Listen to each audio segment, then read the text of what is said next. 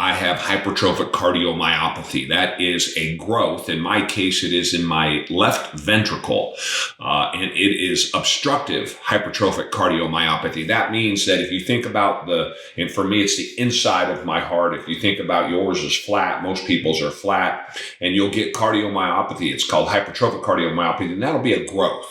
And they have a growth hypertrophic cardiomyopathy, and then you also have obstructive HCM.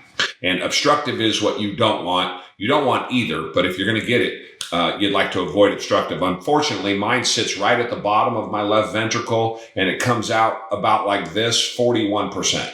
So I have a growth that's essentially 41%. What that means is blood is exiting, and it gets caught up, it gets coagulated, it causes issues. The pressure, as the way the blood is expelled, is not what it should be. The average person has what's called an ejection fraction of about 50 to 55%, give or take, and mine, unfortunately, is 38%, but it has been that way for a long time. We know then at 38 years old, this thing sat in me dormant from the day I was born. 38 years old, it jumps up, comes out of nowhere. All of a sudden, then I start getting a-fib and a-flutter. A-fib is essentially my heart goes and just stays at a number, 145. That it just stays at 140, 138, 145, and it just hangs there for hour after hour after hour, beating at 140 beats a minute.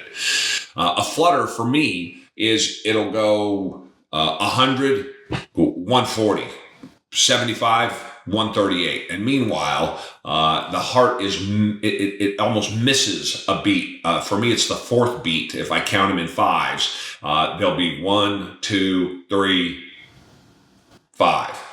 And 4 is missing. And every time it does it, it gets me a little bit. Over time, this will beat you up. If my blood pressure drops, when this happens, down as low as, say, 95 over 70, 95 over 65, it's very painful because my heart is working that much harder is the way that I describe it. If my blood pressure is normalized during AFib, it's much easier to deal with. I don't want to make it sound like it's easy to deal with. It's because it's not. It pretty much stops me from doing anything, but it is uncomfortable.